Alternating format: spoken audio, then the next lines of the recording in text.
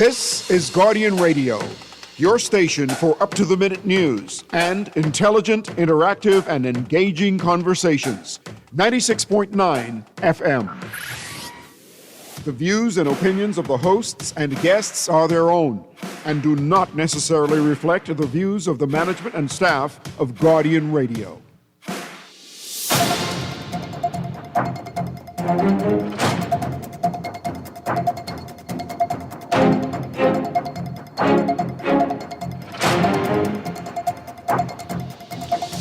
And welcome to Guardian Radio today with your host, Pastor Dr. Cleveland W. Enius III, also known as Kahun Anku Sarah. It is a beautiful Wednesday, a hump day Wednesday here on Guardian Radio today.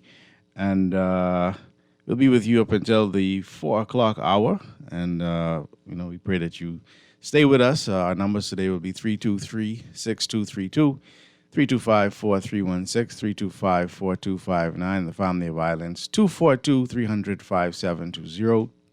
Of course, the Guardian Radio text line is powered by BTC, and the numbers are 422-4796, 422-4796. Of course, the streaming is live on GuardianTalkRadio.com, and we are on Cable Bahamas 969 or BTC Flow Channel 612.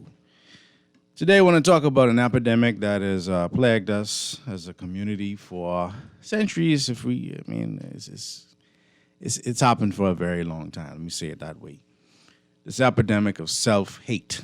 Now we're going into this period of what some would call Valentine's. But in any event, there's going to be a lot of talk about relationships. So last week we started conversation on relationships, and we talked about womanhood, or this reality of how women are seen in relationships in a society that is run by men. When I say run by men, yes, women are doing a lot in the society, but the head knockers, the people who actually are making many of the key decisions publicly, anyway, let me say it that way, are the men. I want to continue this conversation, but I want to move it into the direction of understanding how we view ourselves. I think it's important to have this conversation, some of the behavioral patterns that we see in our communities today. And oftentimes we are lost for words or lost for any real solution because we, in many instances, don't actually understand the problem. And so because we don't slow down long enough to appreciate or understand the problem, we end up running in circles, right? And so today, I want to start off with a Bible verse that I think is familiar to many of us listening. And it's important to start here because many of us, whether we want to admit it or not, our way of thinking, our way of reasoning, our way of rationalizing what we perceive is influenced by the Bible, is influenced by westernized philosophy, if you will, ideologies.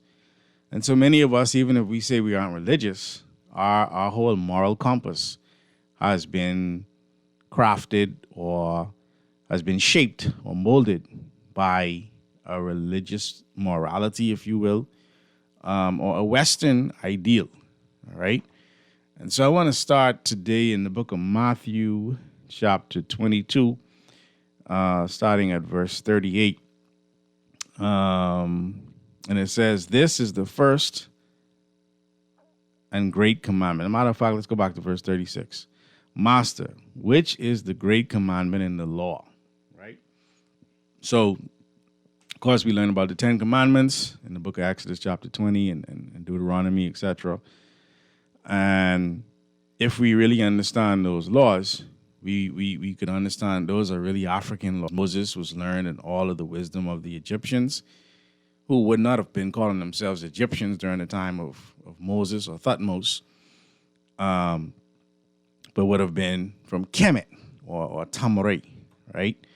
And so he, being the person responsible for giving these laws to his people would have had a complete understanding of the laws of Ma'at. And so these laws are really coming out of the laws of Ma'at. And originally there were 613 commandments, which came out of these 42 laws.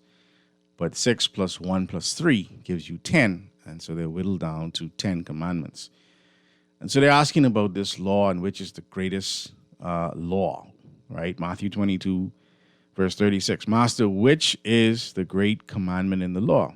Yahshua, who many call Jesus, said unto them, Thou shalt love the Lord thy God with all thy heart and with all thy soul and with all thy mind. Many of us, we do good with loving the Lord thy God with all of our heart and with all of our soul. But many times we leave our mind on the shelf and actually have true conversation about how we love the Lord, etc. And this is the first and great commandment. That's Matthew 22, verse 38. When we go to verse 39, however, it says, And the second is like unto it, Thou shalt love thy neighbor as thyself. Okay. Now, oftentimes we focus on the neighborly aspect and who to love. But that is all contingent on how a person loves themselves. Okay? If you don't love yourself, then you can't love your neighbor. All right? We'll have a conversation another day about the aspect of who the neighbor is. That's a whole nother show, right? But the thyself part, right? We have an epidemic of self-hate in our country, in our society, in our communities, especially in the black community, so-called black community.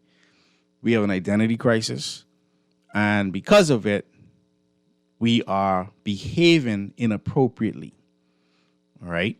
What do I mean by that?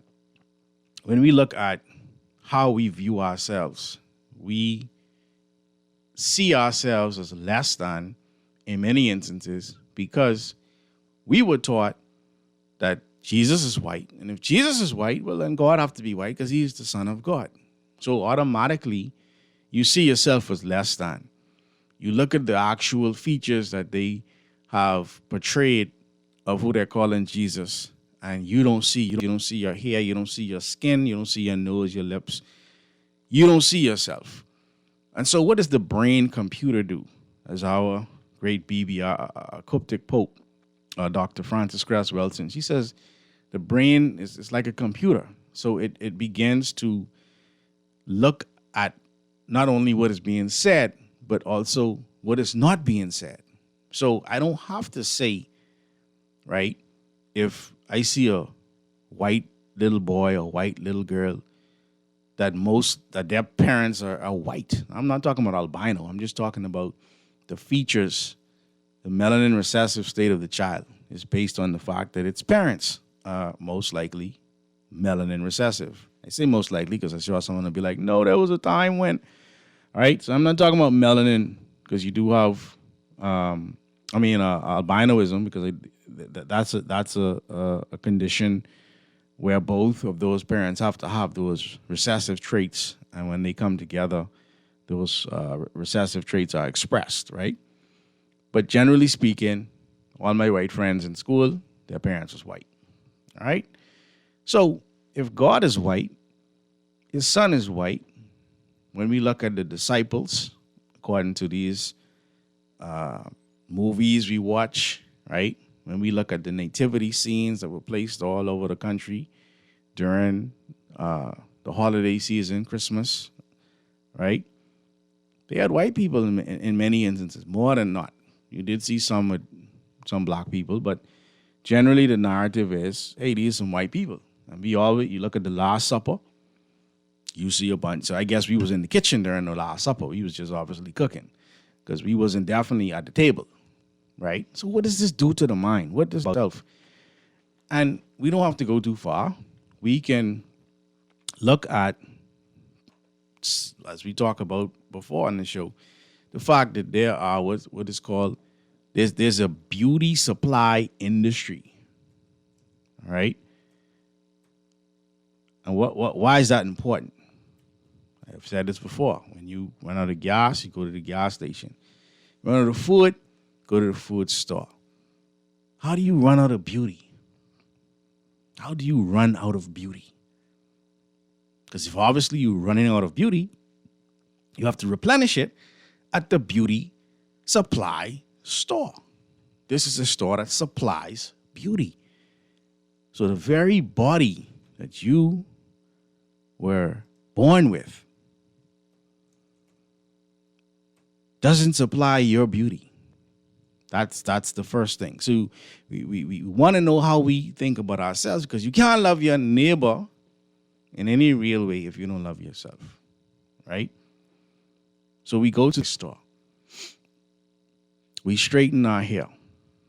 Of course, many of our sisters, and I'm not beating up on you today. Please don't think that I'm beating up on you today. Because I'll see a woman with a hair perm or with a weave in, and I'll still say, oh, you look so beautiful. And I genuinely mean that, because that's where they're at. You understand? And I know every woman is not going to listen to this show and either decide to take out their weave or put cut their hair because the hair was perm. That's not the purpose of today's show. I just want us to really understand, as we move into this period of so-called love, of Valentine's, why do we end up so passionate at the beginning of our relationships and then find out that you really hate this person? That's where we're going to end up. We ain't going there today. But that's the kind of conversations we're going to have in February, right? Because y'all to start out, oh my gosh, I watched the bridal show, and oh my gosh, I was watching, the woman say she was watching one, I can't remember the name of the show, but you pick a dress or whatever, y'all know the name of the show, right? And there's never no groom show. Right? They know the women, that's their thing. But we'll get there, right? So this idea of how you see yourself is going to determine how you see others. So why are we, every couple of days, papers and the radio shows are littered with murders of especially young black men? Because obviously these young black men, when they see themselves, there's a hate that they have for themselves, which translates into them hating anybody who looks like them. Okay? And that has to be addressed if we ever going to change the behavior of black men killing black men, especially. Of course, there are women who are killed as well, and sometimes women kill men. We understand all that.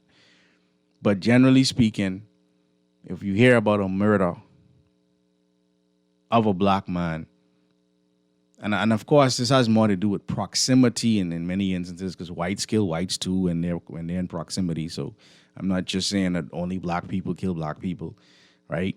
But I'm talking about us here, especially in Nassau. I can't even just say the Bahamas because it's not happening as much on the other islands. But here in Nassau, what we're seeing, and unfortunately last year the numbers went down, which is beautiful. We want them to keep going down.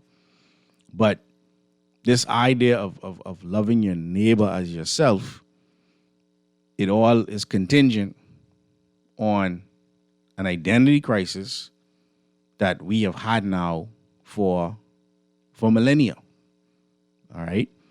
And so when we look at this epidemic of self-hate in the black community, it is going to affect the friendships that we have. It is going to affect the relationships with our children. It is going to affect the relationship with our leaders. It is going to affect the relationship we have with the tourists. Because why do we code switch and allow people who don't look like us, or have more patience with people who don't look like us, and treat others who don't look like us much better than we treat ourselves? because someone told you that loving your neighbor means just putting yourself to the side and loving anybody more than you love yourself. That's not what that scripture is saying. All right? And so there's some key manifestations and contributing factors to this epidemic of self-hate in the black community. Because you ain't going to have strong families. And again, we're not going to go here today, but this is where we're going to end up at some point. We're not going to have strong families, which allows for the transmission of generational wisdom.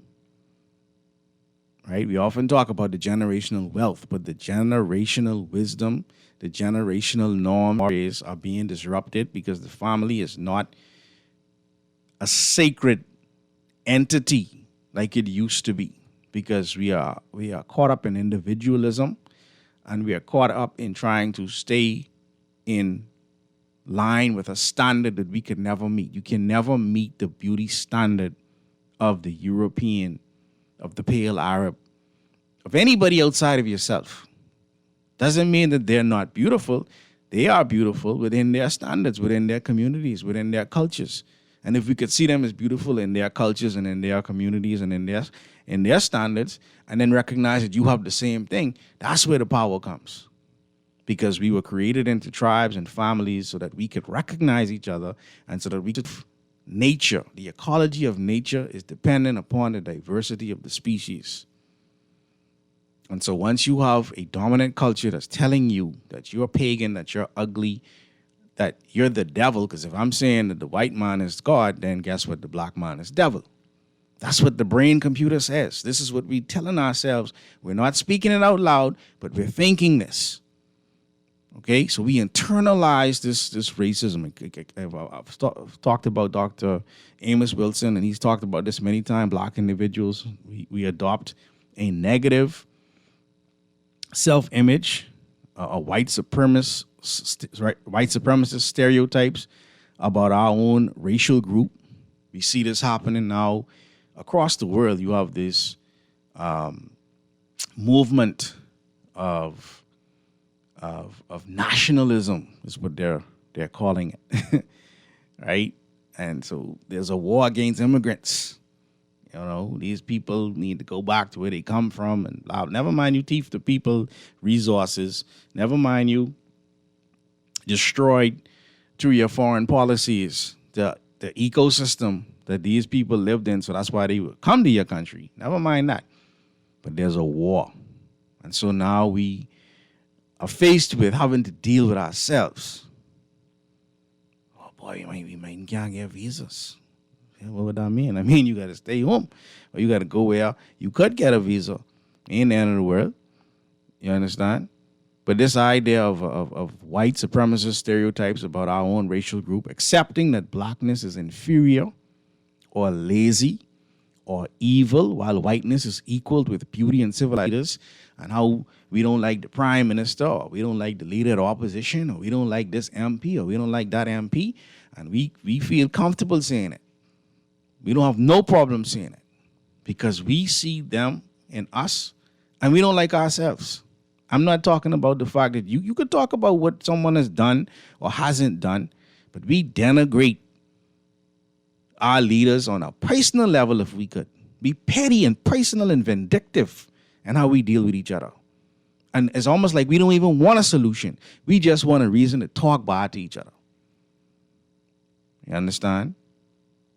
And so this is an epidemic that we're faced with. I see the phone lines lighting up. 323-6232, 325-4316, 325-4259. The Family of Violence, 242-300-5720. Caller, you're live here on Guardian Radio today. Caller going on. Hey. Good afternoon, Bernanius. How you doing, man? All right, Leslie Miller here. How you doing, sir? All right, I just want to say how proud I am every day of my life listening to you and the knowledge Wow. that you hand out to us on a daily basis. Wow. And your insight, your grandfather and your father and the entire line got to be very, very proud of the acumen that you bring to the Bahamian people. You really live in a different age. You live in the age of the great ones that went before us to get us where we are today. Yes, sir. I just want to say how proud I am of you as a Bahamian. Wow. And what you teach us on a daily basis, and just keep up the good work, sir. Man, I very, appreciate very it. proud, sir. Thank you so much. Very proud. That means so much to me. Thank you so much, sir. Yes, very sir. grateful. Yes, sir. You know, my father, you know, he loved Leslie Miller, you know, as I do. Respectfully, the pot cake. But he is someone who has strengthened my resolve and given me the courage to get on the airwaves and speak unapologetically about what needs to be spoken of as far as I'm concerned in terms of what can help us. You know, I'm a teacher. I'm now a student again. I'm at BTVI. I'm studying some aspects of media that I am not as familiar with. I'm used to being behind the microphone, but I want to really get some more skill behind the board and even, you know, the camera and stuff. So I've enrolled at BTVI. So I'm in a space where I'm watching children, young adults, learn, and I'm seeing the behavioral patterns. So I'm always saying to myself, but why? Why are we doing some of the things that we're doing? Why are we tattooing our whole body? I ain't beating you up now, but I can ask you some serious questions because I need to understand why we didn't do these things. And this ain't about being old or traditional. There are some cultures where they have done those things for generation after generation, right? The Samoans, they know why they have a tattoo. When you look at The Rock and I think he has a Samoan heritage and he has a tattoo sleeve, he could tell you why he have that. But why are we doing it? Why are we doing it? Right? And these are the things that's so important for us to understand. You cannot love your neighbor if you don't love yourself. Let's go back to the phone lines here on Guardian Radio today. Call you live. Yeah, good day, Uncle. How you doing, man? Yeah, this is Dennis the Q. Hey, how you doing, bro? All right, yeah. I had to pick up this phone after hearing the podcast call in. Yes, sir. And, you know, because earlier before you came on, I just was trying to make a contribution on Line Show. Okay. In reference to the play designing. Yeah. But, you know, he said, steered me in a different direction and pushed the button on me, you know. Right. But, you know, like with podcast calling, and I mean, Mr. Leslie Miller, DLP and all the rest of that. Mm-hmm. But when he told them years ago to go to LNG, Years ago. They didn't listen to him. But why they didn't listen to him? See, this is the conversation we having today, you know. He's a black man. He can't know what he's talking about. Or he have some political agenda. He can't want what's best for the Bahamian people. He only want to try to get rich. This is what we say about each other. Yeah, but see, he was right then. Yes, he was. Now, who's saying it? Who's saying he was right? No, remember now, he was trying to get them because he was in charge of BEC to go to LNG. Yes. But it wasn't convenient for that political party at the time. You see, that's what I admire him for. Whatever. Because he loved the Bahamian people. Right. Mm. You see what I'm saying? Yeah. But he was looking out for trying to save money.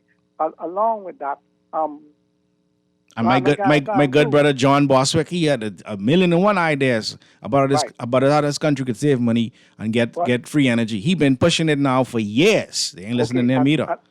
And where we are today, at that time when Leslie was telling his government, as a minister of the government in charge of BEC, to get LNG. Right. Remember, Florida was then converting to what they're trying to do now with solar.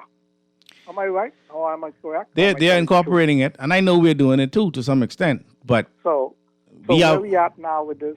What they try? I mean, they take this as status and put this in the hands of family lovers, friends, and Eric and fooling the Bahamian people. Yeah. But you know, I admire Leslie for that back in the day, and nobody can forget that. Definitely. Now, with the issue with what's his name at ZNS, right? Mm-hmm. Now, what they were saying, Lang brought up that is what he's doing and not resigning. Is it a government policy, or does it violate a government policy, or does it violate a law?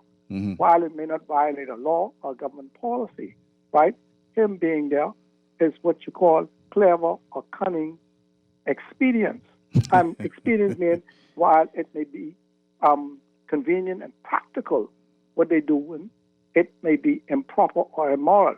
Can your neighbor offend you without breaking the law? Yes, definitely. You see, can your neighbor offend you? Let me ask you this: doing something that's immoral, right? Before you go on, let me. I want to give you another scenario to see what you have to say or others may think about. Let's look at Clint Watson, right? General manager over the Broncos. He wants to run in with the PLP, right? They said the honorable thing to do is to resign.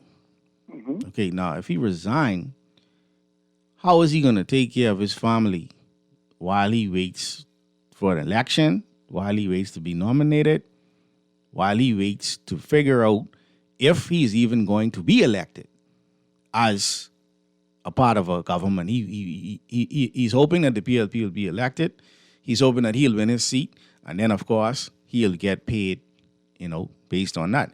But in the meantime, what are you supposed to do? I just asked him.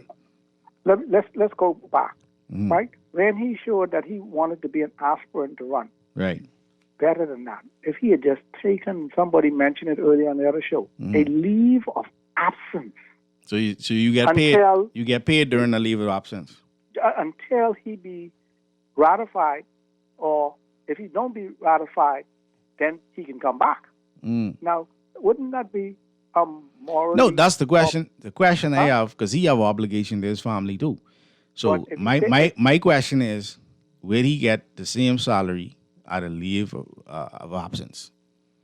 When you take a leave of absence, are you still on the same pay scale? I was like taking a sabbatical. He's the boss. So what that mean though? That's what I asked him. What that mean? What that mean? He could just so he's the boss. Because that'll be another story. Well, he ain't even working and he getting paid. Who put him there? The chief Bonobo. Okay. You see what I'm saying? And they would not take away his, because they have the power. They wouldn't take away his we don't know. Of his salary, but take a leave of absence. You think so? Shows that if I be nominated, then I would resign. That would be practically expedient or practically acceptable to anyone who want to have this discussion, right? Yeah. I would accept that. You don't have the influence to intimidate your staff or to victimize them. While I may still follow, I take a leave of absence because I'm trying to get into get a nomination. If I don't get it, I come back. But in the meantime, in the interim, you see what I'm saying? I take a leave of absence, and nobody can question that. Don't be around you're talking about whether it's illegal by the law or it's unlawful by a policy. That's essentially what is going to determine whether or not what he's doing is right or wrong in the eyes of the law. They can say, is there a law? So that's I understand why they're asking that. Right? Generally, Bahamian government workers are not paid during an unpaid leave. Well, they say an unpaid leave of absence. I don't know if there's such a thing as a paid, such as an unpaid study leave, though their position and benefits are usually retained according to the Bahamas government.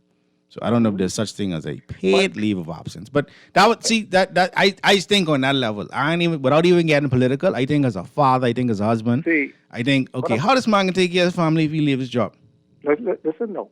What I'm saying, it wouldn't have been long because he showed political aspiration just a few weeks ago, whenever it was, right? He stepped forward.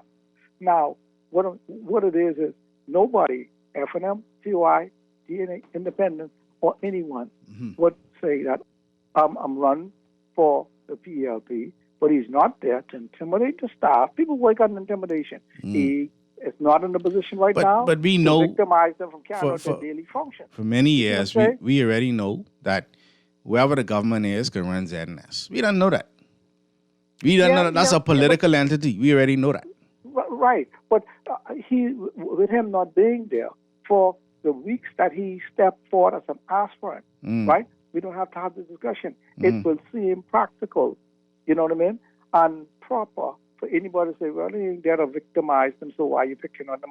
But in the meantime, and people don't have to work on it because he's not here. Even though he's behind the scenes, you can carry out your functions as an employee under him. That's the way I look at it. I don't know if I'm being fair. And I don't support the present government. You know what I mean? But these other pundits for the government, this, that, and everything. When someone said, I'm talking about, I'm picking on Dwayne Sands and running his constituency, but he didn't remember how, what's his name, Monroe from Freetown, you know what I mean, with the constituency. And then, as was mentioned by some other caller in the earlier show, that Dr. Darwell moved from Freeport and come to Nassau, right? But conveniently, they want to pick at, I don't know, but I know what Dwayne Sands do, that fella. You know what I mean? But be that as it may, have a nice day. Yes, That's my contribution. I appreciate it. I'm glad you got it off your chest. I know you wanted to get that off your chest. Yes, sir. Yes, sir. Okay. We're going to run to a break here on Guardian Radio today. I see the text coming through. I see you, caller. We're going to come to you right after the break. Keep it locked here on 96.9 Guardian Radio. Fresh news, smart talk all day. Back after this.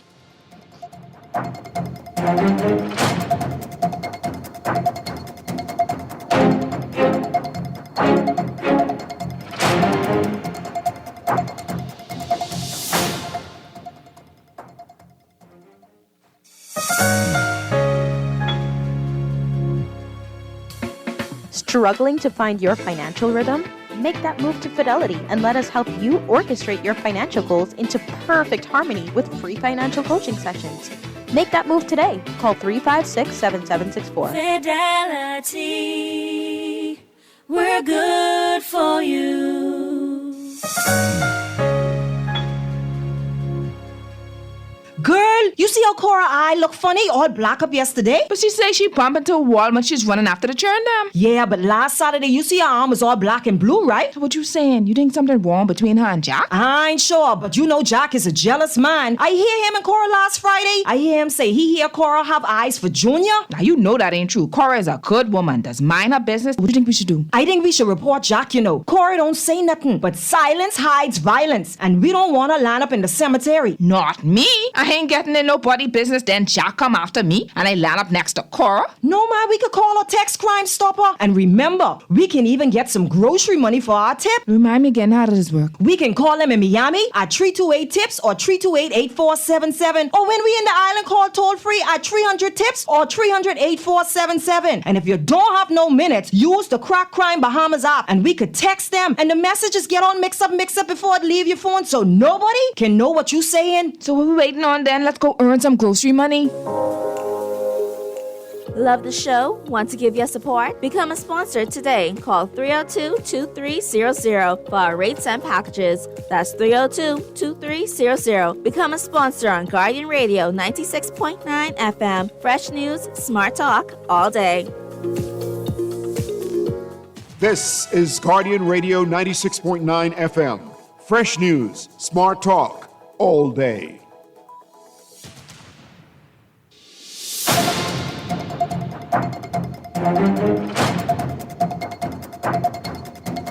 And we're back here on Guardian Radio today with your host, Pastor Dr. Cleveland W. Enius III, also known as Kahun Anku Sarah. It is the 21st day of January. January almost gone. January got about 8 weeks. We almost there. We're talking about the epidemic of self-hate in the black community. Someone brought up Clint Watson, and I was asking about if he leave before he's ratified, how he can feed his family. The only type of paid leave they have is sick leave, maternity leave, vacation leave, study leave, and they have special leave, which is up to 6 days, full pay. Coming to you right now, caller. Let me just read some text. All right, this text says, "Good afternoon, sir. Please note that our environment and government system is not designed to solve our issues and problems. The system is designed for chaos, broken families, broken males and females, angry boys and girls. We must find the persons in our communities who can and will make a difference and turn our country around. We must stop profiling with the wrong persons and fix our country." Amen, texter. Next texter says, "Good day, Mr. Watson, in my opinion, doesn't need to resign until he is ratified as a candidate. Till then, don't knock the plate don't knock the plate of food out the man's hands. From what I've seen of him, he has his bias, but he appears to have the ability to set them aside and ensure unbiased reporting. If we really want to get serious in this country, we should be enforcing the mindset that no person working for the government, from the groundskeeper to the chairman of the board, should be allowed to show their political leanings when executing their duties. Fair enough, fair enough. Let's run back to the phone lines here on Guardian Radio today. Caller, you live. Andrew. How you doing, man? Well, yeah, I'm good, man. I heard the gentleman just before the break said about Mr. Darwell coming from Grand Bahama to Nassau. Right. Mr. Darwell reason for this is the reason that Mr. Darwell gave why he came to Nassau. At the time Mr. Darwell came to Nassau, him being a doctor, his mummy was ill. And he came into Nassau to help take care of his mom. And I guess he ended up staying.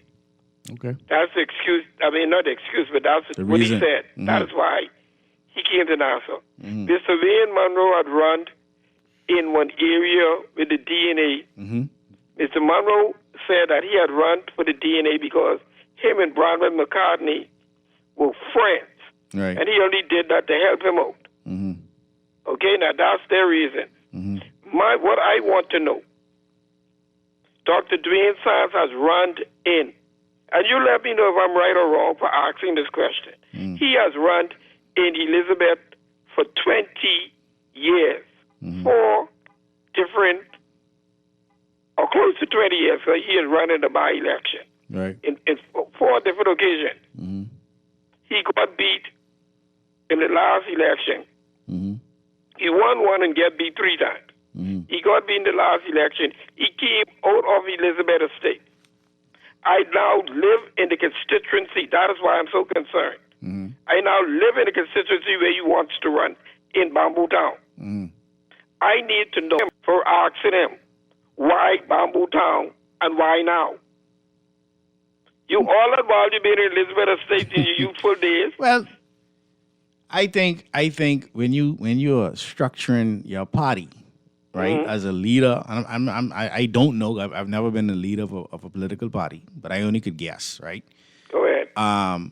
You trying to put your ducks in a row to have the best outcome, right, for the party's sake. So while we may be looking at it from just the perspective of a Dr. Dwayne Sands or Wayne Monroe or whoever, right? Yeah. The leadership have to look on. They got to put the constituencies on the table, and they got to say, all right, what's our chances here, and here, and maybe they see him as a more favorable. Maybe they see him having a more favorable outcome in Bamboo Town versus Elizabeth. How he could do that? He has been in Elizabeth almost 20 years. Right. He came on the radio and said that the people in Elizabeth Estate made a mistake by voting for Ms. Jobette Colby Davis. So why not stay there and help the people correct the mistake? You see, what they tried to do, being the Speaker of the House of Assembly, you are in a funny position sometimes because being the Speaker, you have to be independent to both sides. Right. They look at the Speaker position, the Speaker's constituency sometimes as a weak constituency. But let me tell you this, and you can check the record on it. This Bamboo Town constituency is one of the most vibrant constituencies in New Providence. And what metrics you using to determine that? How I live in here. I know. So tell me then. Help me. I ain't saying you. I'm not. What is it that you're using to judge that? Is it talk in the street? Is it the House of Assembly and being to be independent? The first time in the history of Kennedy substance is existent. She saw that the roads were paved. Okay. So the first time in the history of Bamboo Town, we have an urban renewal center. Okay. The first time in the history of Bamboo Town, the roads there on East Street South. No, I won't say the first time, but in a long time, since Tennyson Wells, the roads were paved up and everything. And Emile Drive, we're coming in there. We're coming in there to do some work. The gentleman who is doing that, overseeing the work, Andrew, allow me to give condolence to the gentleman from the Ministry of Works who is responsible for the roadworks for this part of the island. Okay. I think he's burying his mom this weekend. Okay. So we're giving him some time off. When he get back, Emil Drive, we're coming in there. In the back of Porky's, we're coming in there. We're coming. But what is, see, I got to say this. The phone line's lit up now, so you got to be quick. No, I can go on this one right now. Yeah. I got to say this, and I can get a lot of flag back on this. The PLP is not Mr. Pintard's biggest enemy. From what I can see, and I'm looking at the politics, Mr. Pintard's biggest enemy right now is Mr. Ingram and Dr. Dwayne Sands. I go on. That's how you feel. Okay. All right. You know what's interesting about listening to that conversation? We talking about self-hate in the black community, right? And I'm not getting down on the call-up per se, right? I'm just talking about our general mindset. He said the community is vibrant because they pave and they had a meal drive, okay? I'm sure there are other things that he didn't get to mention, so I'm not knocking him, right? But generally speaking, this is all that has to happen for us to get energized and figure out how we're going to vote.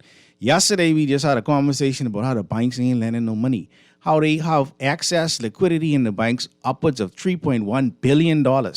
They ain't letting the Bahamian people money. We can't get this country moving the way we need the country to be moving because we have a spirit of scarcity in this country. But once you could go pave the road, once you could make sure you have a little food drive or food, fun, and music. That's how they keep us dumb. That's how they keep us under a spell. Food, fun, and music. Once you could bring that to the community, you can get them votes. Let's go back to the phone lines. Call you about self-hate. You know what I'm saying? Seems like the people in the inner city and the at-risk communities hate themselves. You know, because they seem to believe that they don't know what they need. Only someone else, only the educated people know what they need. You know what I'm saying? You're saying that's how it feels, or that's what it is? That's what it is. You know, because, okay, watch this now. We remember, the coin, the heavy lifting? Which politician have you said that? Yes, said that. Who said, the first politics who said what? They're going to do the heavy lifting. This party, as the prime minister says, he's going to do the heavy lifting. Oh, I can't remember who. Help me. That's Perry Christie. Okay. When he introduced the VAT, that's the heavy lifting is that he could lose the election because the VAT was gonna do in favor one as opposed to the other. Because remember the thing that the tax reform on the table was income tax. They was supposed to do income tax and VAT. They choose to do VAT. So you think he got beat because he introduced the VAT or they didn't use the VAT properly? Right, because he hold on, answer me. You think because it was the introduction of VAT or they didn't use the VAT properly? Because all they do is increase spending. Right, it's because the introduction of VAT, because VAT was not... Here's my problem. If we do utilize any fees, any increases in taxes to help the people ain't stupid. They could see where money going now. Allow me now, then I'll hang up. Let me say what I'm saying, then I'll hang up. Go ahead. Okay, now. See the VAT didn't help the poor. The VAT helped the people. Listen, let me continue. Hey, letting you go ahead. Let me continue, hang up, and then I'll listen. Go ahead, brother. Okay, the VAT was an interest of the people that have, because if they were to bring income tax aggressive, then these communities won't pay because majority of them make minimum wage. You understand me? So the income tax was in their favor. Plus, he did what you call it the numbers. You understand me? That's another heavy lifting. Okay, Hubert Ingram heavy lifting was what? Was the sale of Batelco. You understand me? These heavy lifting things, things that these policies, that large policies that affect classes, that affect the people. You know what I'm saying? That was like the beginning of what you call it, privatization. You understand me? And see, one sector support of it. One class is supportive of it, and then the others don't. Okay, what did minister do? Minister didn't do anything. He didn't do any heavy lifting at all in support of no class. Okay, and what is Minister doing? I mean, what's his name? Davis. Reginald Davis, right? Mm-hmm. Davis, what's Davis doing? Davis is continuing the privatization. What he says. Remember, well, what Minister did? Minister did the Minister did the dock, the privatization of the dock. You understand me? So in other words, heavy lifting things that is in favor. All of these things in favor. The the class, the high class. Because what they do, they said that when you privatize and where there's nationally or international, you have national privatization too, where rich people can buy strategic, valuable shares that poor people can't buy. You understand me? So these are the things that we don't see when we talk about politics. Who's going to win the election? We never talk about the issues.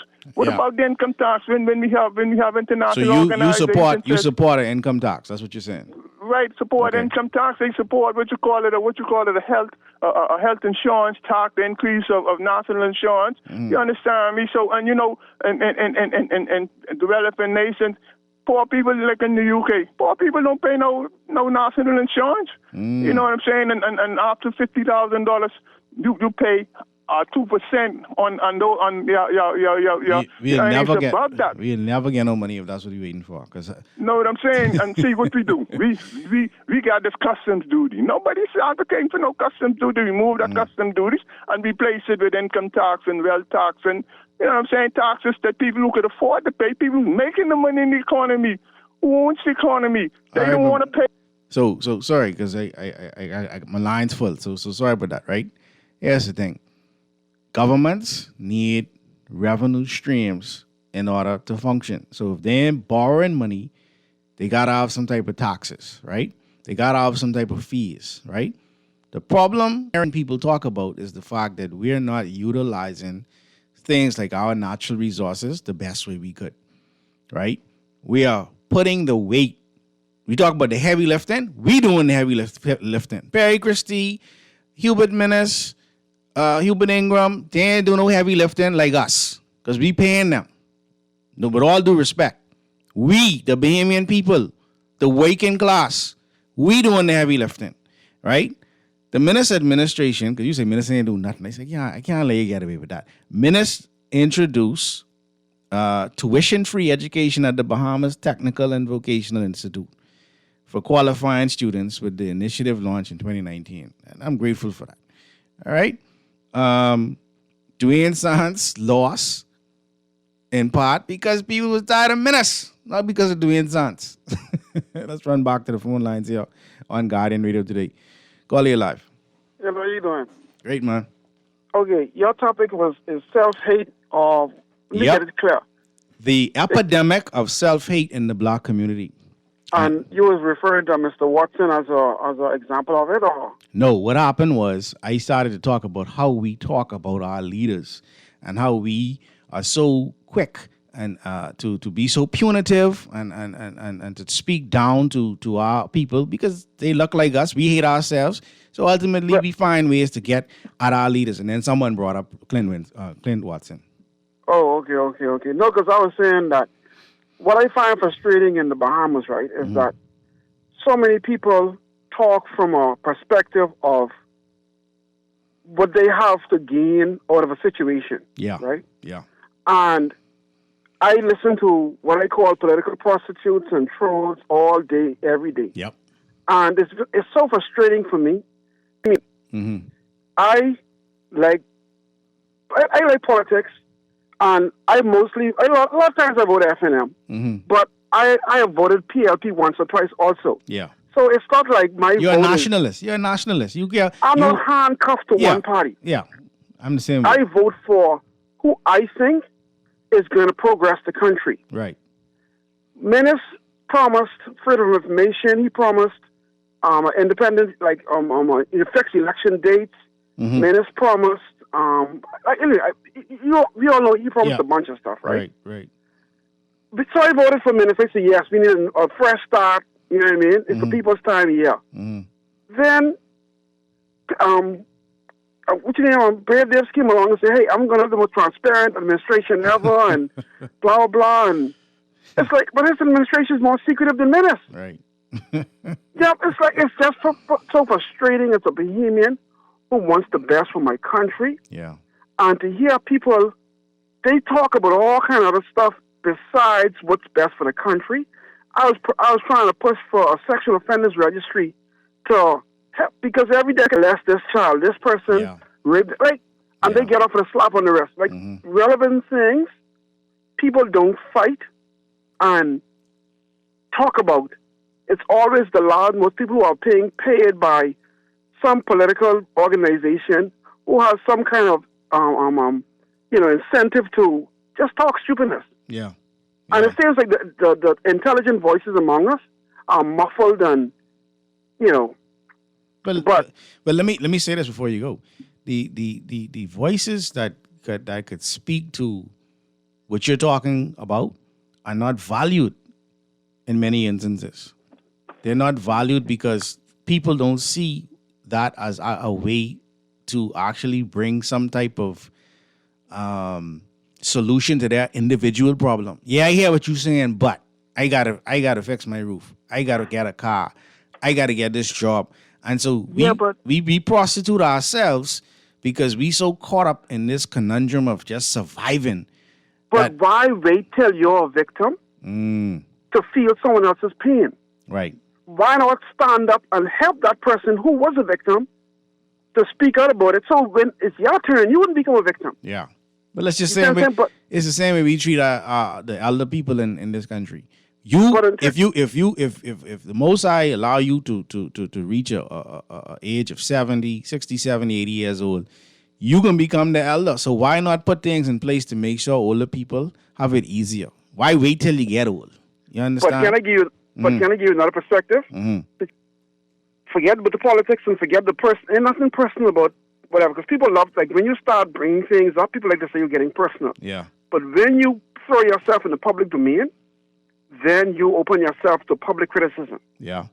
You see what I'm saying? If you want to stay private, that's fine. But once you open yourself up to the public domain, you open yourself up to public scrutiny, public whatever. My issue, not just with Mr. Watson, but with many others, even Mr. Monroe to a certain extent, to rest in peace, Rodney Munker, but I'll just focus on Mr. Watson right now. Prior to the election, when he was on ILTV and he had his show, right? He bashed the FNM, and rightly so. He talked about the same issues of freedom of information. He talked about the same issues of transparency and all this different stuff. People were, yes, Mr. Watson, we love you, yes, fight for the people. Right. Then he was like, oh, vote for the PLP. I don't have a horse in the race, but vote for the PLP. Because they're a better choice. Okay, lo and behold, the PLP won the election. All of a sudden, he get permanent position, and that same horse he didn't have in the race, he rode into a nice position in the government. That same horse, he rode into a nice position at ZNS. Right? Now he's trying to ride the same horse he didn't have in the race into a nomination to hopefully become an MP and cabinet minister. All I'm saying is that it's not always self-hate, It's that some people, like me, want the best for the country. And I don't look kindly upon people who, to me, use certain things and say certain things just to get where they want to get. But the same issues that they were talking about, mind you, when the FNM was in power. No. Yeah. I got to run to a break. I appreciate your commentary today. And I agree it's not all about self-hate. But we're going to talk about some of the psychological dynamics behind why we do what we do and how we see each other and why we do what we do, even in the political landscape. When we come back after the news, after some commercial breaks, we're back after this.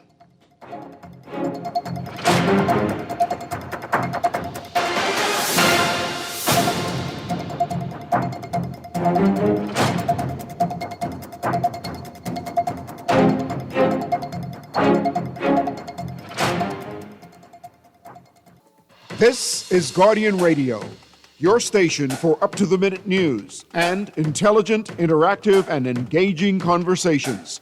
96.9 FM.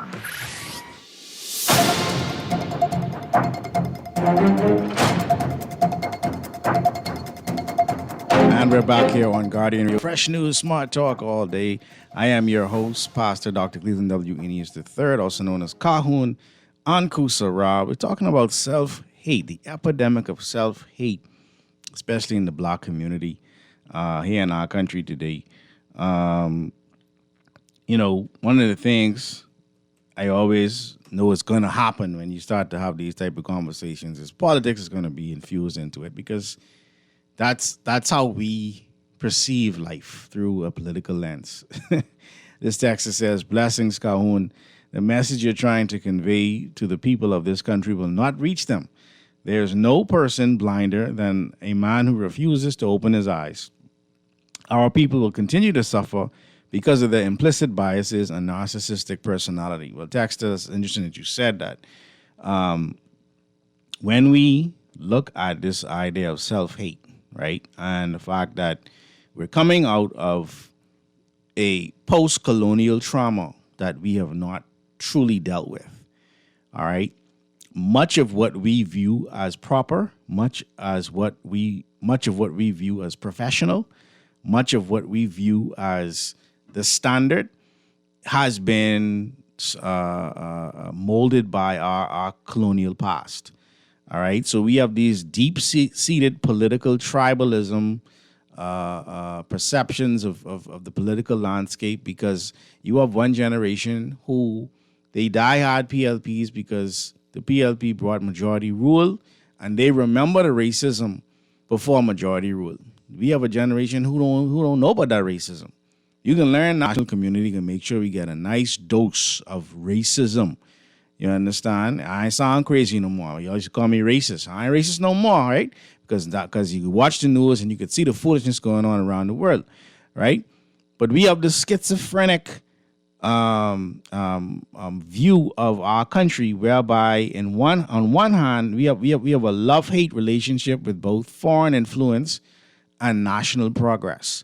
We in one instance, yes, we want the best of what the foreigners have to bring, while at the same time striving for national progress. But what that does in many instances is it creates not just a mindset that says to us, okay, we can be ourselves and progress. That's not what we normally do.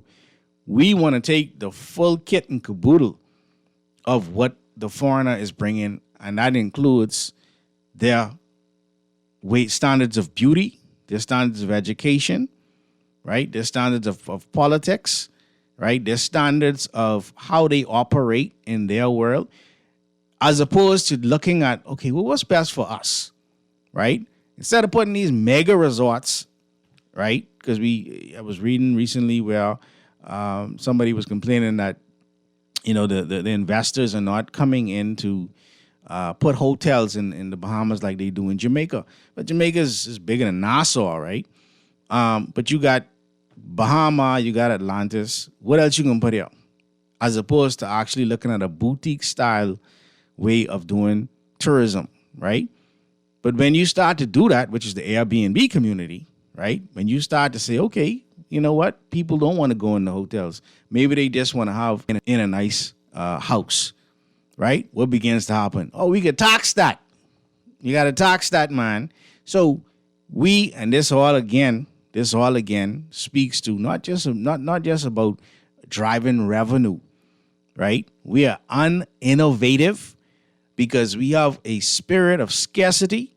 Some people call it a black crab syndrome, right? But ultimately, I can't see this person making no money. I can't see that person making no money. That's what's holding us back.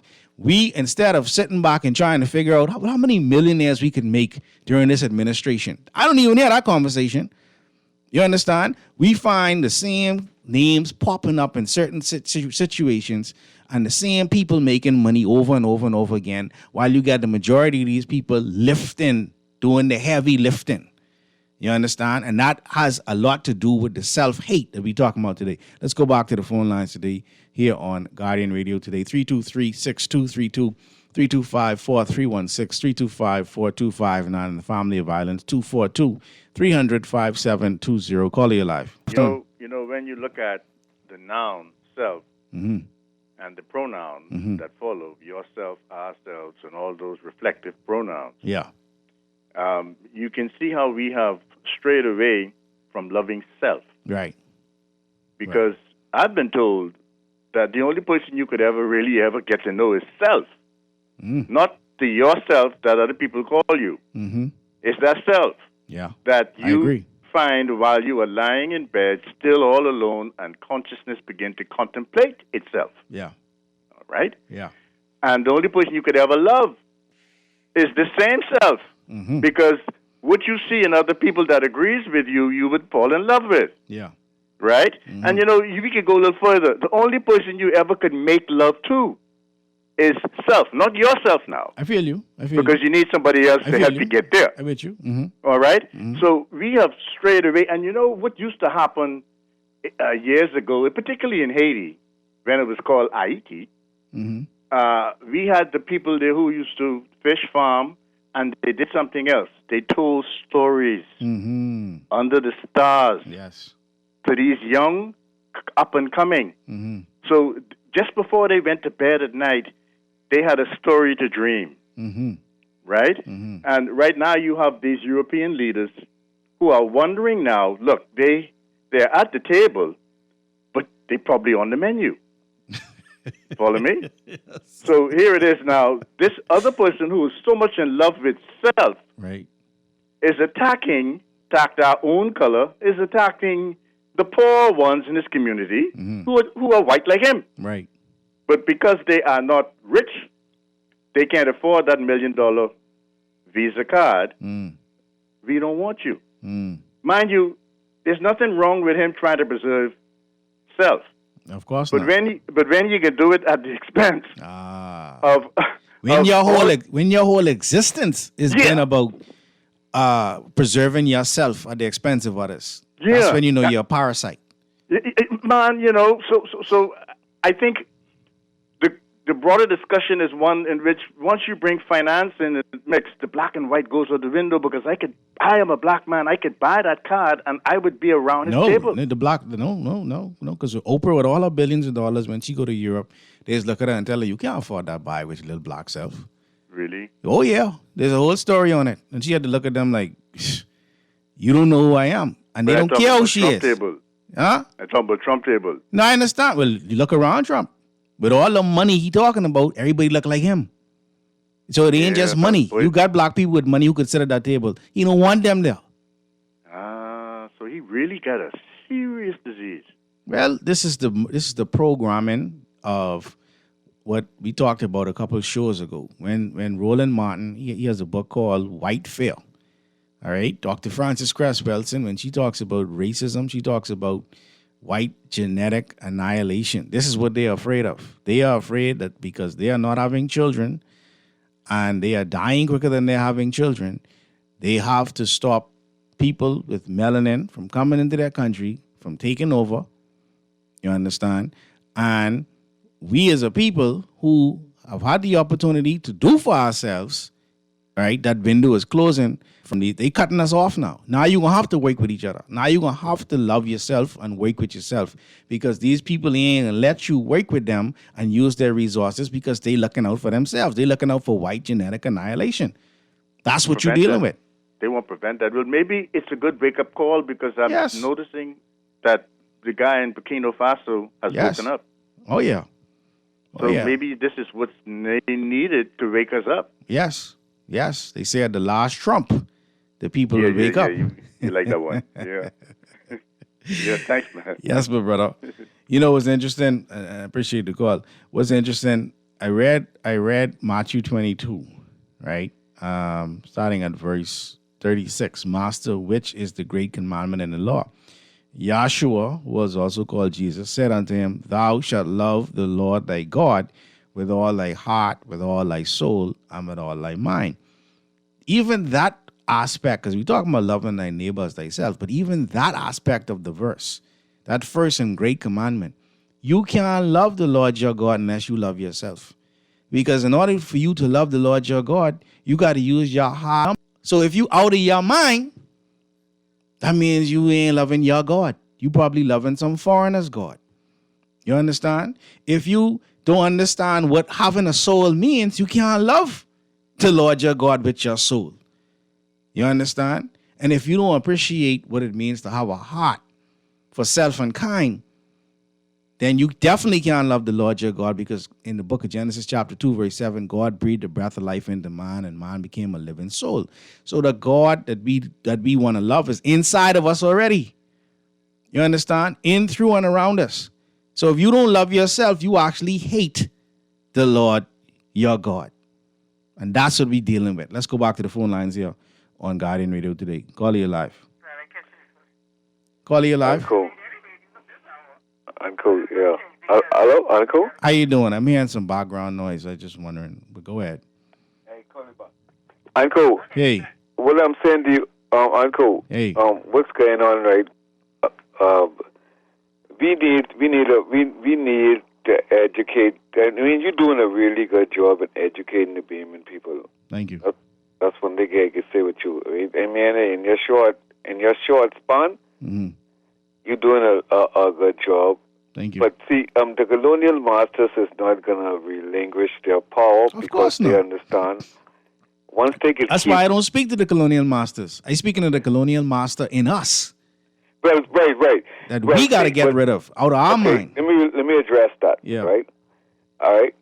The colonial masters, from the colonial masters, to keep them in power, to keep them looking up to, keeping us to look up to them. That's okay. Because you see, and some of some of the things that we call ourselves, right, isn't really ourselves. It's a connection to the colonial masters. Yes. And that's what keep us inside this quagmire that we are in as a people. Yeah. What we need to relinquish.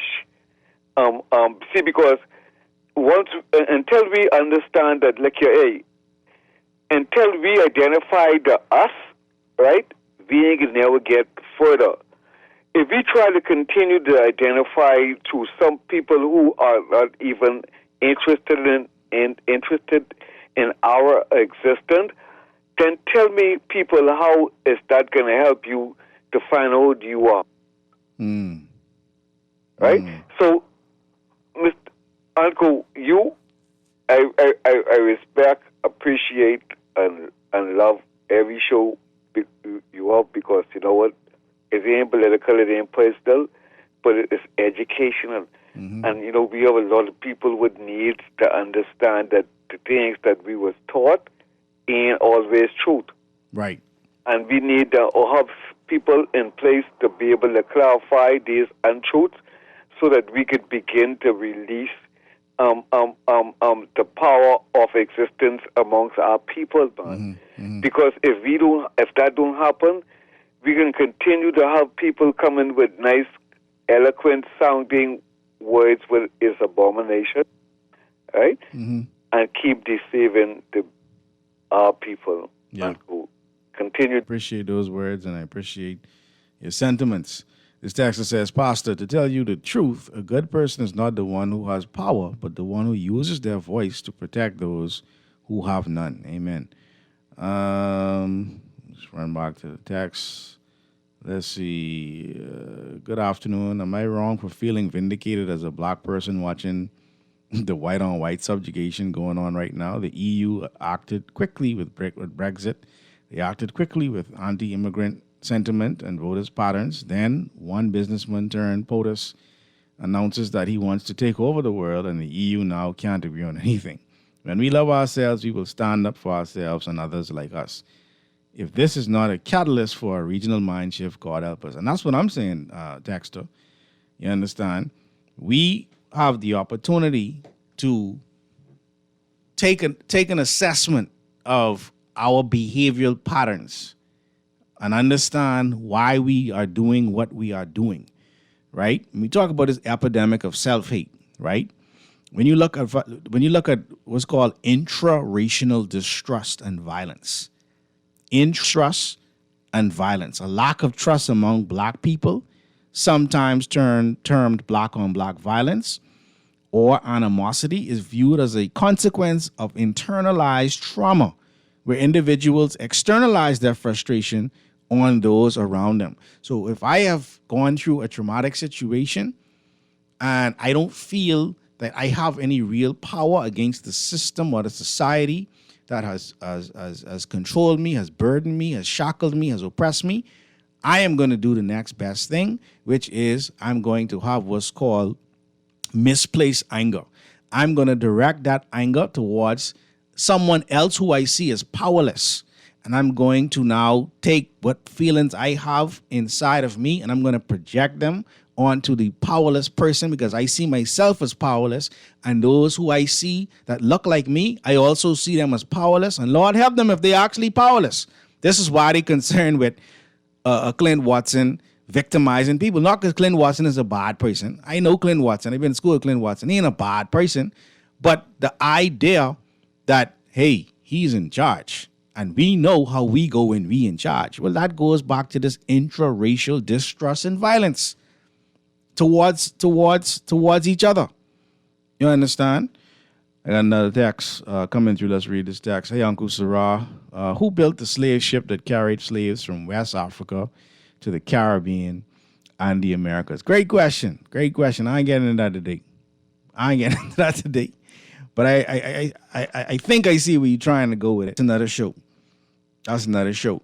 Because one of the tools that is used against us is to make those of us that would rise, those of us that would stand up, those of us that would talk about the self-hate, is to say, yeah, but y'all was doing this to yourself, Now we know the Europeans had insurance companies, they had boat builders, they had many things to prop up the industry that slavery became, right? And they had us building the boats, just like how they had us build Atlantis, how they had us build Bahama, right? Even though we don't own it, right? We have built a tourist economy that we don't really own. You understand? But that's because you build something don't mean you own it. So,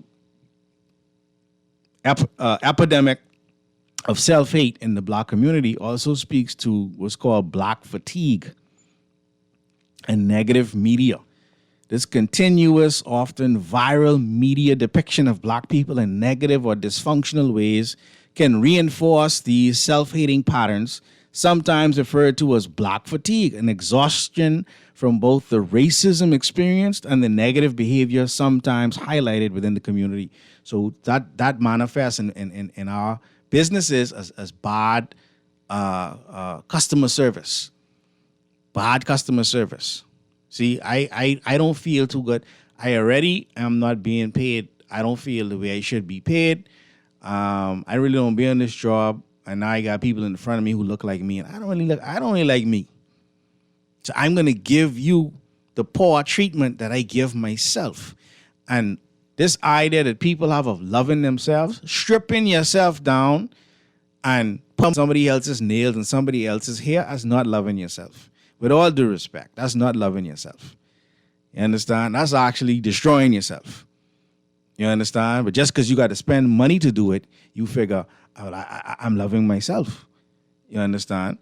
And these are the kind of conversations that I pray would make us just have a shift in our mentality so that we can make some better decisions. I remember when Alicia Keys decided she wasn't going to wear makeup for a period of time and how that affected the makeup industry, right? I'm saying it because we don't understand the power we have, right? We prop up the industries that we benefit from, right? And I want to use this example. I want to use this example to show you just how powerful we are. Alicia Keys decided she wasn't going to wear makeup. If you don't know who Alicia Keys is, then look up Alicia Keys, right? She's a wonderful artist, right? Also conversation, right? It highlighted themes of self-acceptance, empowerment, rebelling against oppressive beauty standards, right? it also, and I want to look at the financial aspect of it, because that's where I think most people will understand the financial consequences, right? And I remember seeing it and going, wow, we have more power than we actually understand, right? But Alicia Keys decided to stop wearing makeup, all right? And this was around 2016. And it was a conscious public, and at the time, radical decision to reject societal pressures regarding beauty, which she described as an addiction that made her feel less than. She said this was an addiction, putting on the makeup, putting on all the things. It made her feel less than, right, if she didn't wear her armor. So the makeup is the armor, right? And it really, for those people who are following the numbers of it, I'm going to find it and I'll share it with you. I'm just looking forward to see if I can, right? So initially, the no makeup course, paradoxically maintaining a no makeup look is a camera ready for high profile events, required a rigorous high-end skincare regime. All right. Reports in 2020 suggested her routine, including special facials, acupuncture, and products, cost approximately $400 per session. So she had to go from putting on the makeup now to doing other things to keep the beauty standard that they had in place, right? I'm going to go to the caller right now, and then I'm going to look up the numbers on how it affected the beauty market, because I want you to understand how when Rihanna put that makeup on when she was in the Super Bowl, right, the stock for her makeup brand went through the roof, right? This is the power we have. Caller, you live here on Guardian Radio today. Hey, good afternoon again, Doc. How you doing, man? Yeah, man, another great discussion, right? Yes, sir. Doc, I chimed in earlier, but I missed some stuff. But to talk about Clint Watson, who wants to be ratified, right? Mm-hmm. Listen, that can be solved very easily, you know. Help me. The government coming in, or the government now, could just write a law and make it specific as to what you can do, what you cannot do. See what I'm saying? Mm-hmm. So the government comes in, I guess in a few months, they can change that very easy. Change it very easily, right? Right. Now with the makeup, I totally agree with you, right? Because I believe I call the Africans who use makeup Negro pains, right? Okay. Yes. They're not satisfied with themselves, right? And let me tell you something, right, Doc, right? The thing is, the makeup, right? After a while, those things make you sick because those things are seeping in your bloodstream, right? Yep. If you're not wearing the natural ones. Yeah. You understand me? So I have my two daughters, and I tell them, my last daughter, she doesn't really wear makeup, right? But she wears a lot of hair products. And I'm telling her, try to find natural stuff. Right. Because at the end of the day, another 30, 20 years, you're going to be seeing some issues medically. Right. Even women who wear certain bras, I think the bras with the iron or something in it. Yes. These things have all kind of consequences. Yeah. Yeah. The most beautiful people in the world. I mean, they're the people I know. You can wear your hair. I mean, natural. Yes, listen, ain't nothing more beautiful than that for me. Yes. I said there's nothing more beautiful than seeing a black woman with her natural hair. There's makeup that can be worn that is not. First of all, we have black people who make makeup for black people. Support them. Yes. Right. They ain't gonna put the harsh chemicals, or they shouldn't put the harsh chemicals in it. Because I'm not saying women shouldn't wear makeup. I'm just saying when we trying to wear makeup to look like someone we are not. That's the problem. Right. Yeah. And my last point, let me show you to this. I remember Hurricane Dorian in 2019. Rest in peace to people who would have lost their lives and on homes and stuff like that, right? But the thing is, we were talking around, some of the guys talking, me up and I have one or two drinks. And, people are saying, some people who might have been lost, these women now, if you had found their bodies, you wouldn't even know who they are because they wear so much makeup, you can't tell who people are. I don't want to laugh, right? But I understand what you're saying. Yes. Yeah, I don't want to make... Yeah, you ain't making light of it, but true. It's like, you look at the picture, you look at the body, don't look the same. Wow. Listen to me. There's some people I see on a daily, and We're losing you. I think you may be in some a women box. some women can look like someone today. Someone totally different. Yeah, that's true. But great show, sir. Great show, man. Great yes, show. indeed. You know, me and my daddy used to make joke. You know, one of your first dates you should take any woman to is to the beach. Let's go swimming. Let's see what's really going on. Because when some of you all take that makeup off, what the movie called? I'm Gonna Get You, Sucker. Man, the woman take off her leg, her arm, everything when she gets out that room. Let's right back to the phone lines. Call you live.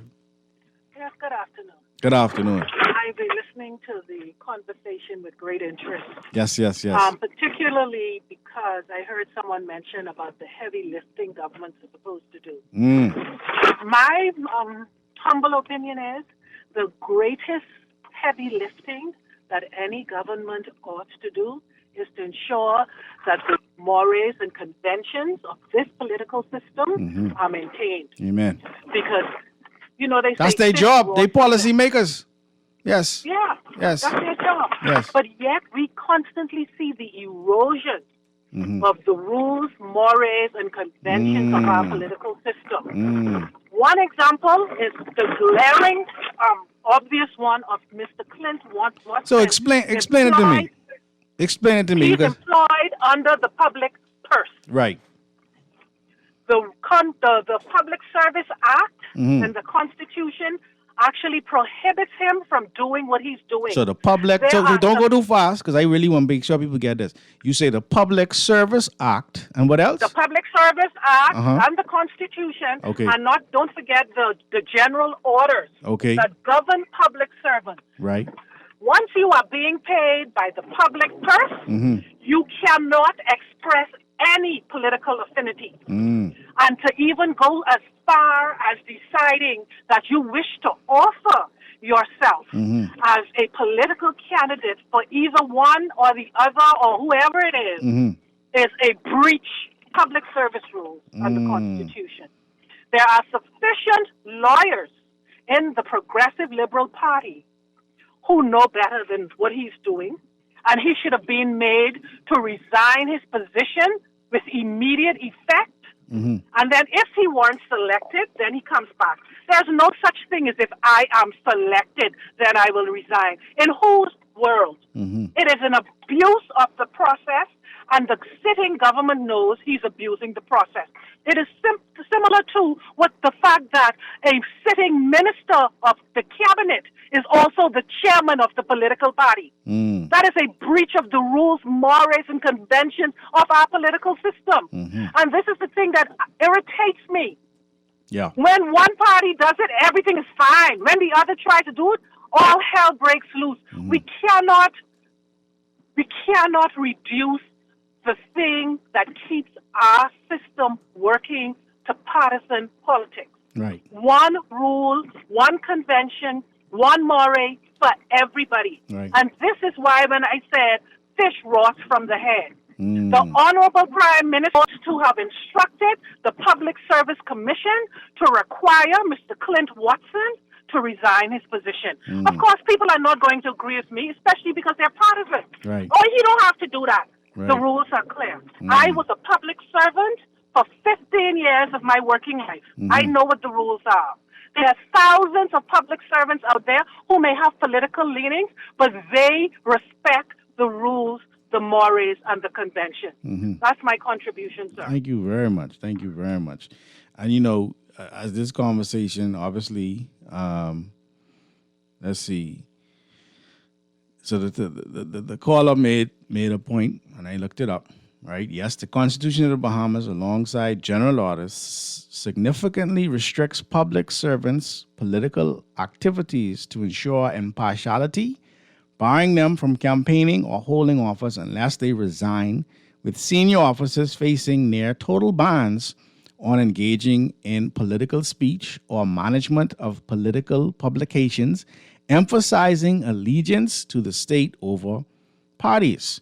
The key provisions and rules, the undivided allegiance, public officers owe their pride, requiring non-political service. Candidate for election, a public officer seeking election must resign from the service immediately if adopted as a candidate. And see, this is where the loophole, I think, is, because he ain't a candidate yet, right? Politically restricted groups, senior officers, senior public servants, including those advising ministers or holding sensitive posts, are generally forbidden from all political activities. General prohibitions for all officers cannot act as editors or participate in managing newspapers/periodicals. They cannot publish anything of a political or administrative nature, even anonymously, without permission. They cannot speak publicly or broadcast on political/administrative matters, and they cannot give interviews or express opinions on public policy for publication. The constitutional framework, while the Constitution guarantees freedoms, that is, expressions, assembly, association, it allows for restrictions on public servants holding Crown office for public safety, order, and to protect others' rights, justifying these limitations. All right? And this is coming from several areas of Chapter 9, Rules and Conduct, Government of the Bahamas. Chapter 9, Rules and Conduct of the Government of the Bahamas. All right? We're going to run and take a break and be right back here on Guardian Radio Aeneas III, also known as Kahun Anku Sura. Back after this.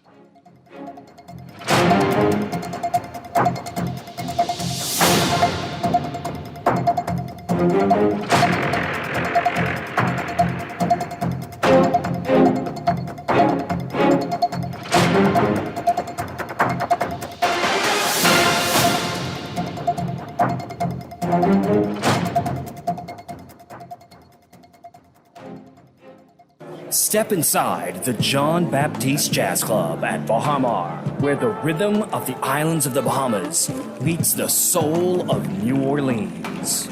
Every night, the lights dim, the music swells, and the air fills with that unmistakable energy, the kind that makes you close your eyes and just feel. Savor signature cocktails, curated small plates, and live performances from world-class musicians, all in an intimate, artfully designed space where every seat has a story. Whether it's a romantic night out or a spontaneous evening with friends, this is where you want to be. The John Baptiste Jazz Club, only at Baha Mar. Reserve your table now at bahamar.com/jazz club or through the Baha Mar app, because every evening plays its own tune. For fast, reliable, and impactful printing services, look no further. Let Printmasters bring your masterpiece to life.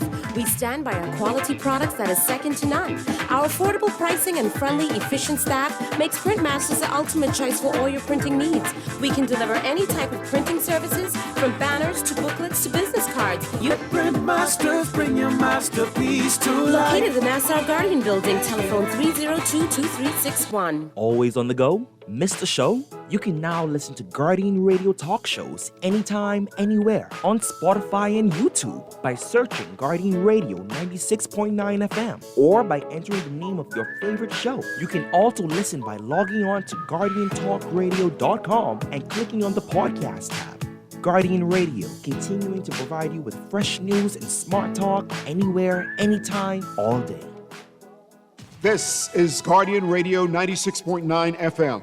Fresh news, smart talk, all day.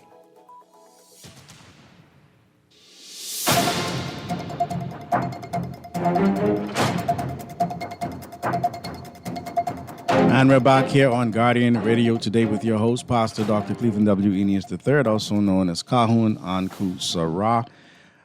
We're talking about the epidemic of self-hate in the black community. And, of course, politics always rears its head up in these type of conversations. And so we had to read some of the information from several websites regarding people being able to be in the public space or working as a government worker, and how do you actually do that and try to run for a political office, right? So Clint Watson he's on a tightrope.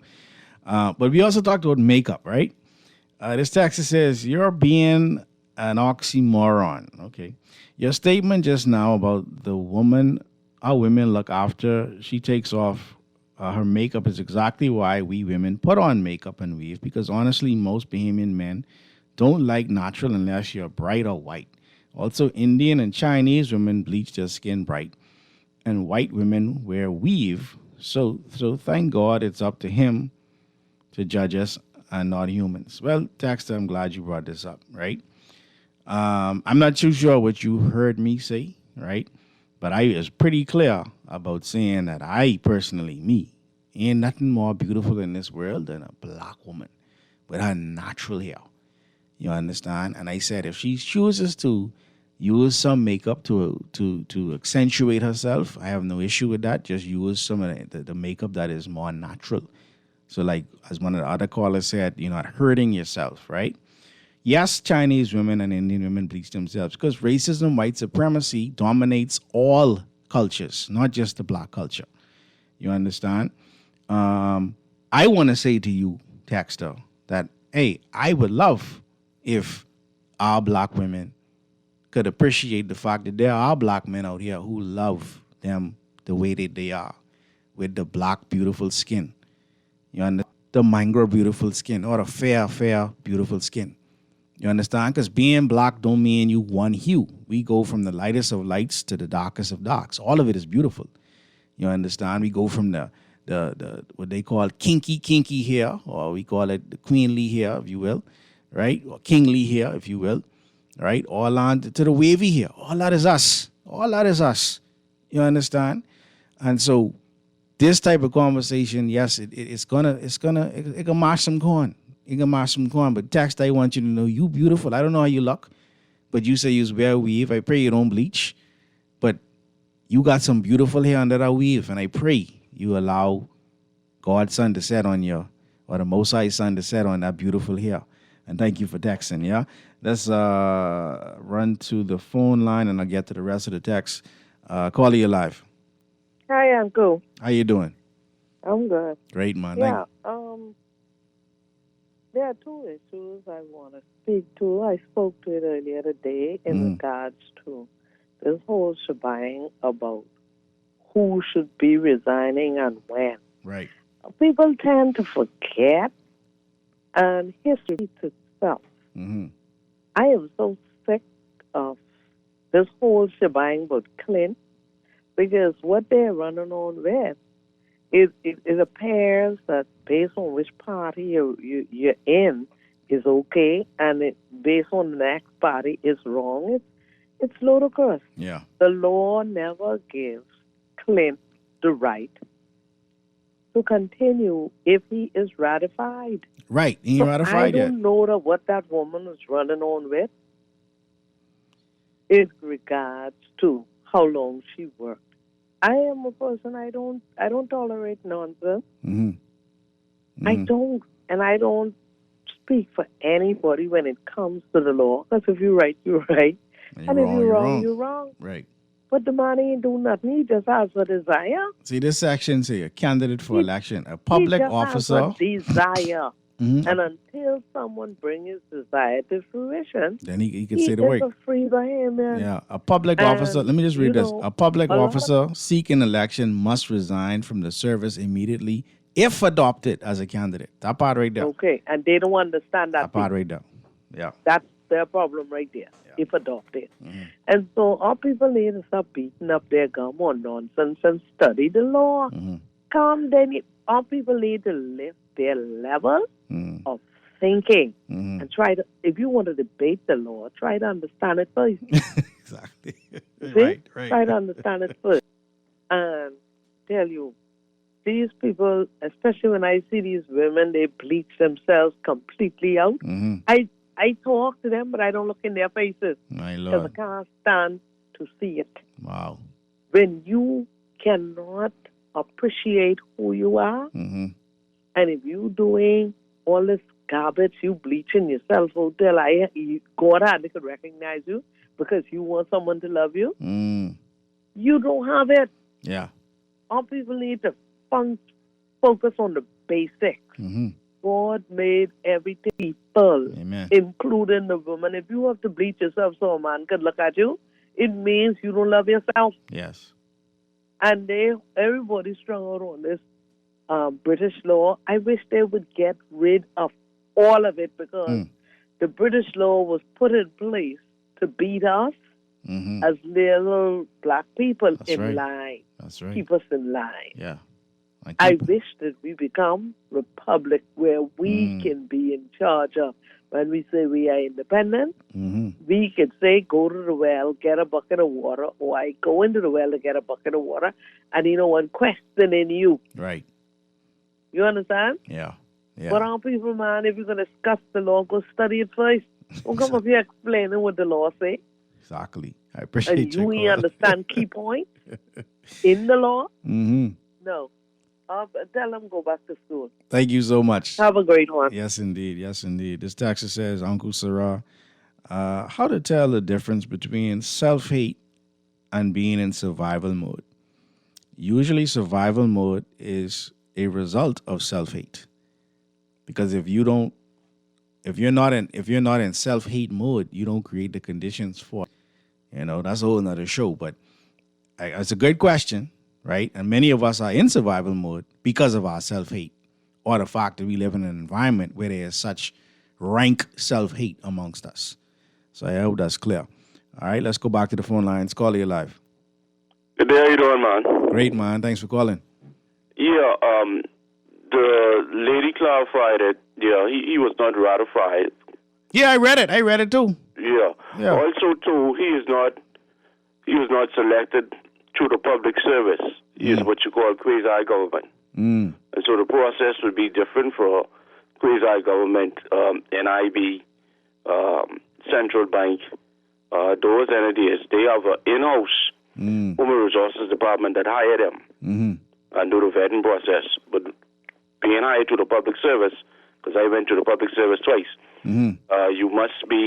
it must go through the Public Service Commission, signed off by the Governor General, and then you would be called in and you will receive your appointment letter. So Clint Watson hiring was not through the public service. So I just wanted to clarify that. I thank you for that. Thank you very much. Yeah, I read it. This is from the Government of the Bahamas website. Candidate for election. A public officer seeking election must resign from the service immediately if adopted as a candidate. So, yeah, I mean, some of y'all don't hear that, but that's it is what it is. Let me just run back to the text line right quick. Let's see. They have us for fools. Let him keep his government job and run for office. Hopefully he wins, and then he can be prosecuted for being so boldly disrespectful to the law of this land. Election is a time where people are walking with eyes wide shut. Wow. Let's see. Some of these men don't want to see the woman them in natural state. They like long hair and mango skin. Well, see, that's how the self-hate manifests in us men. You understand? You see, the woman say, man, is we doing it because y'all want it. So they saying it's our fault. If we promote, so I doing my part, you do your part. Promote to these sisters that they look beautiful with their natural hair, that they look beautiful with their natural skin. Tell them, when I see women with their natural hair, when I see them with their beautiful skin, I compliment them. You understand? To let them know, hey, we men, we see you, man. We see you.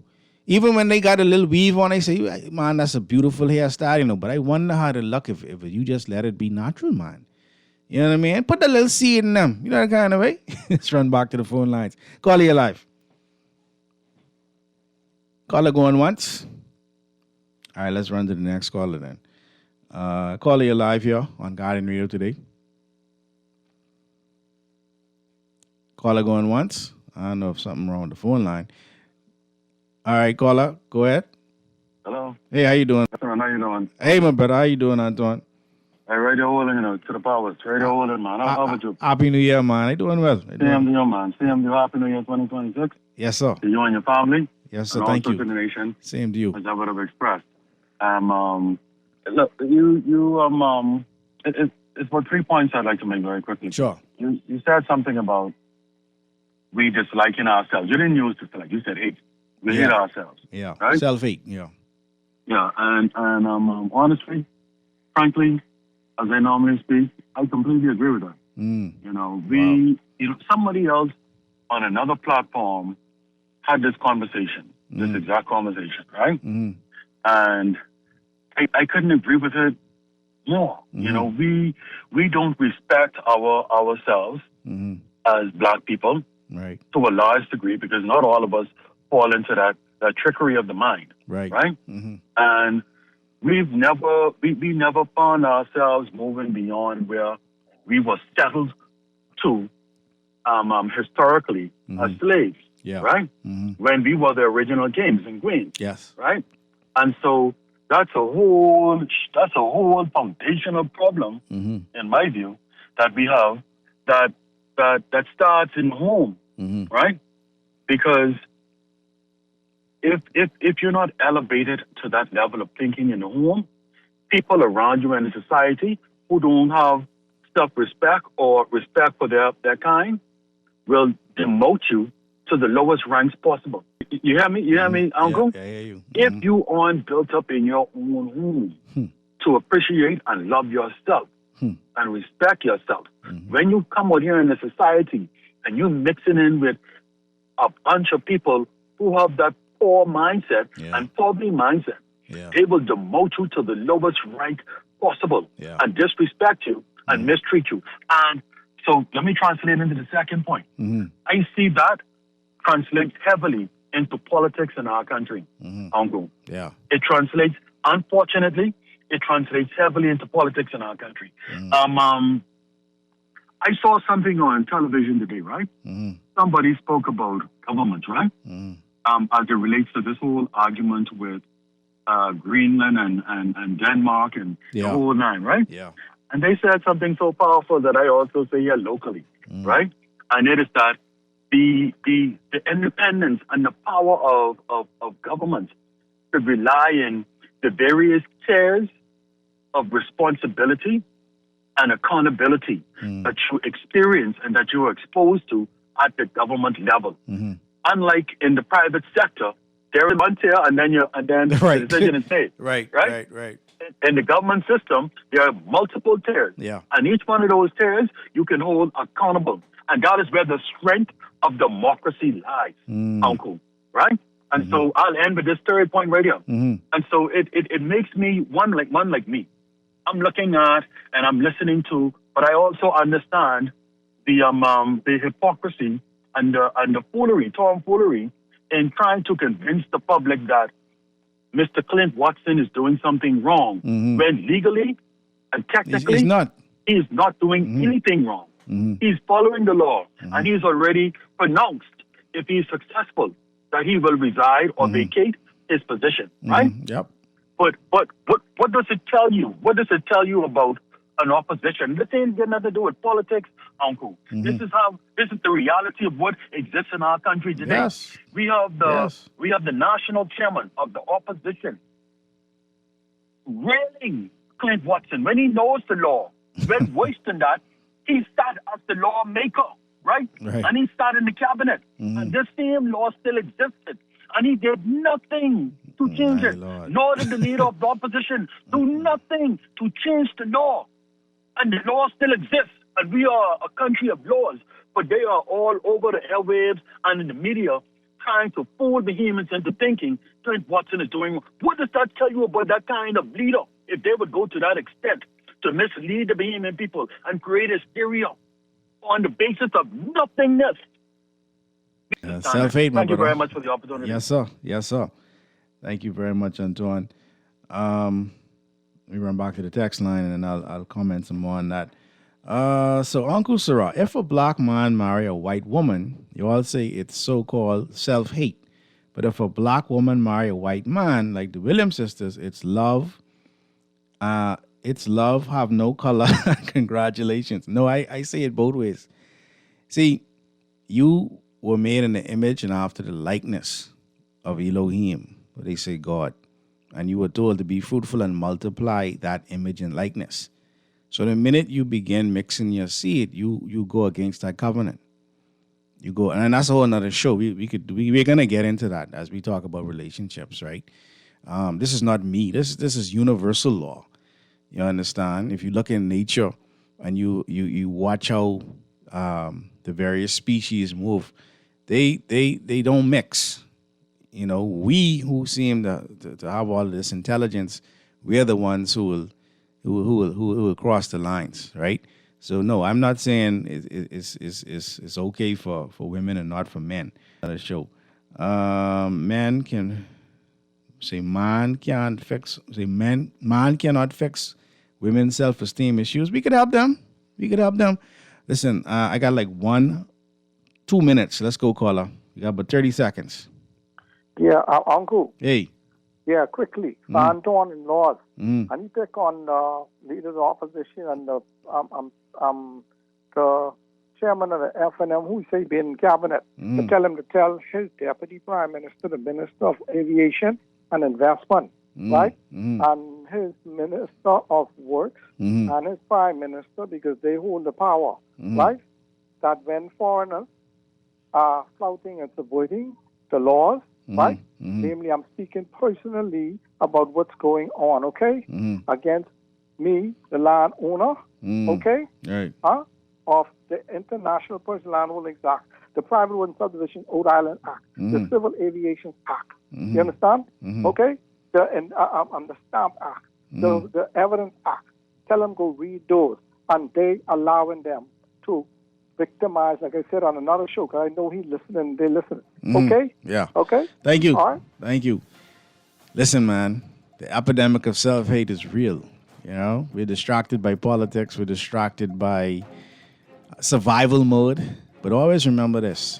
In the book of Genesis, chapter 1, around verse 26, 27, it talks about us being made in the image and after the likeness of God. And so if you hate yourself, you hate God. You hate God. You hate the Elohim. You hate the divinity within you. And we display that hate in different ways. We display it by destroying our beauty standards that were given to us by the Most High. We destroy it by bringing each other down. And we can't get out of our own way because we just so caught up in making sure that we keep other people down. I understand rule of law. I understand making sure people follow it. But if we're not going to read the law, like one of the texts or callers said, don't speak on it, right? Let's just bring the law to the table. If it needs to be fixed, fix the law. But ultimately, self-hate is going to be broken. We're going to fix it. We have the ability to fix it. And these type of conversations are one of the things that's going to help us. Again, my name is Pastor Dr. Cleveland W. and he's the third, also known as Kahun Ankusa Ra. The Talking Heads are up next, Naughty and Mary Jane. So keep it locked here to 96.9 Guardian Radio. Fresh news, smart talk all day. Namastu, family.